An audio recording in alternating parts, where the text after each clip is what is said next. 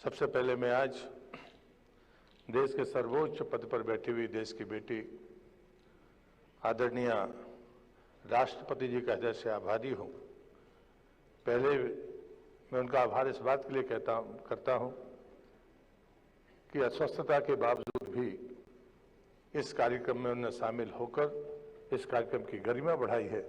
मैं हृदय से महामहिम राष्ट्रपति जी का आभारी हूँ। दूसरा, उन्होंने आज मातृशक्ति का अभिनंदन किया और जिन भी हमारी बहनों ने स्वच्छ स्वजल शक्ति सम्मान प्राप्त किया है, उनके अपने हाथों से उनको अभिनंदन किया है। इस बात के लिए मैं उनका आभार व्यक्त करता हूँ। मित्रों, मैं बड़ी विनम्रता के साथ ये बात कहता हूँ कि प्रदेश के प्रधानमंत्री का अभिनंदन है, जिन्होंने 2014 के बाद से, जब महात्मा गांधी की 150वीं जन्म शताब्दी थी, तब उन्होंने संकल्प लिया था कि हम स्वच्छ भारत उनके चरणों में अर्पित करेंगे। और दुनिया के अनुमान से 11 वर्ष पहले ये लक्ष्य देश ने प्राप्त किया। और इसके लिए अगर कोई प्रेरणा है, कोई संकल्प का धनी है, तो वो देश के प्रधानमंत्री हैं।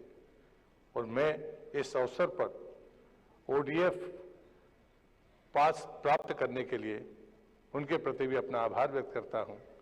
और आज इस मंच से एक आह्वान भी करता हूं कि जिस प्रकार उनकी प्रेरणा से देश ने ODF अपने आप को घोषित किया समय के 11 वर्ष पूर्व पहले, उसी तरह हम ODF प्लस का लक्ष्य प्राप्त करेंगे। और ये हमारी माताएं बहनें हमारी ब्रांड एम्बेसडर होंगी।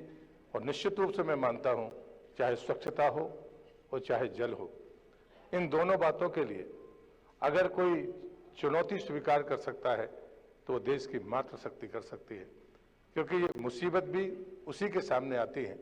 और मैं आज फिर देश के प्रधानमंत्री का इस बात के लिए भी अभिनंदन करूंगा और हमारे आदरणीय मंत्री जी का कि 2019 में जब जल जीवन मिशन की शुरुआत हुई और हर घर जल का संकल्प लिया गया, तो आज हम गर्वान्वित हैं कि हम आज 56% परिवारों को पाइप के द्वारा शुद्ध पेयजल देने में सफल हुए हैं।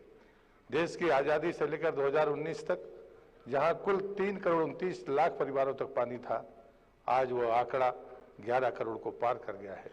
ये 4 साल बेहद सफलता के 4 साल हैं।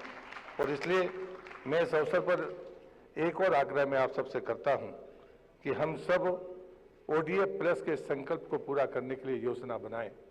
और मैं अपने एक स्वर्गीय मित्र की एक बात को मैंने संसद में भी इसे कोट किया है, उसे दोहराना चाहता हूं। उन्होंने अपने एक पत्र में मुझे लिखा था कि जब व्यक्ति और समाज की आधी आवश्यकताएं पूरी हो जाती हैं, तो उन्होंने तो शब्द उपयोग किया था कि उसकी मुश्किलें दुगनी हो जाती हैं। लेकिन मैं आज ये कहता हूं कि हमारी जिम्मेदारियां दुगनी हो जाती हैं।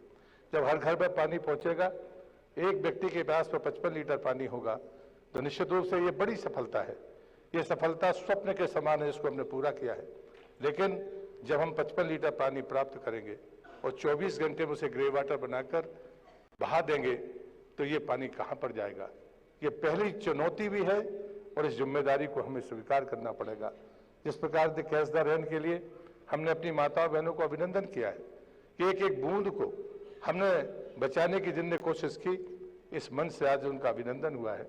मैं तो ये देश क्या संकल्प ले सकता है कि जितना पानी मैं वर्ष भर में उपयोग करता हूं, उतना मैं जमीन के भीतर वर्षा का पानी अगर डाल दूं, तो मैं आने वाली पीढ़ी के प्रति न्याय करूंगा, अपने कर्तव्यों का निर्वहन करूंगा। और ये जिम्मेदारी और आह्वान अगर कोई पूरा कर सकता है, तो ये मातृशक्ति कर सकती है, क्योंकि स्वच्छता का पानी से सीधा संबंध है। पानी के बगैर हम ऑपरेशनल टॉयलेट की कल्पना नहीं कर सकते। पानी के बगैर हम स्वच्छता की कल्पना नहीं कर सकते।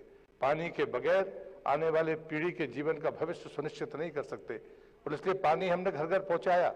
देश के प्रधानमंत्री का संकल्प पूरा हो रहा है और समय के साथ पूरा हो, इस बात के लिए हम अपना काम करेंगे। लेकिन इस सब के बाद जो चुनौतियां आएंगी, पानी आएगा और वही गांव में बहेगा।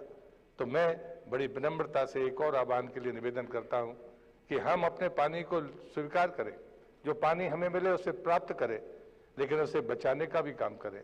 अगर ग्रे वाटर मैनेजमेंट के बारे में हमने नहीं सोचा, तो हम जिन गाँवों में घर घर तक पानी पहुंचाएंगे, हर व्यक्ति के पास पानी होगा, लेकिन कहीं ये गंदा पानी हमारे गाँव को गंदा ना कर दे, ये चुनौती हमारे सामने है। और इस चुनौती को अगर कोई स्वीकार कर सकता है तो हमारी आदरणीय मातृशक्ति स्वीकार कर सकती है। ये चेतना की ताकत ये मातृशक्ति के भीतर है। घर में से लेकर बाहर तक स्वच्छता की जो मिसाल और पानी की उपलब्धता के लिए जो संकल्प उसने व्यक्त किया है, इसी का तो अभिनंदन आज मंच पर हुआ है। और इसलिए मैं आज इस अवसर पर बड़ी विनम्रता के साथ ये कहूँगा कि 2 लक्ष्य हैं जिन्हें हमें प्राप्त करने होंगे।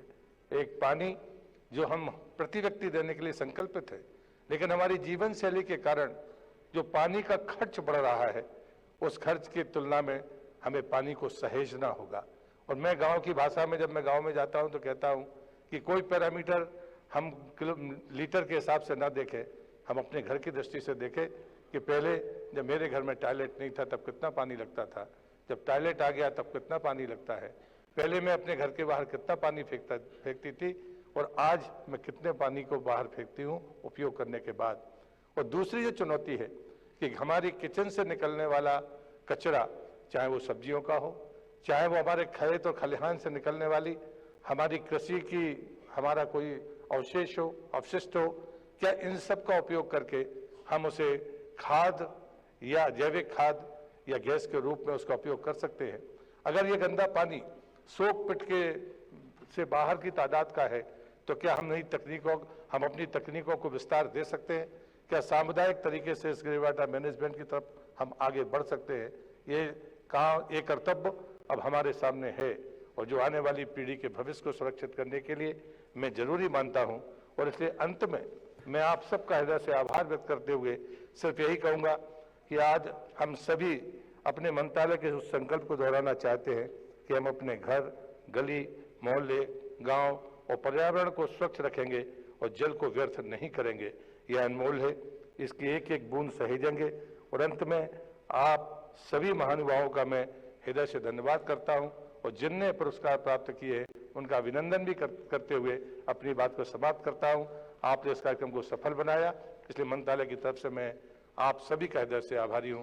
भारत माता की जय। बहुत बहुत धन्यवाद माननीय आपका, हम हृदय से आभारी हैं।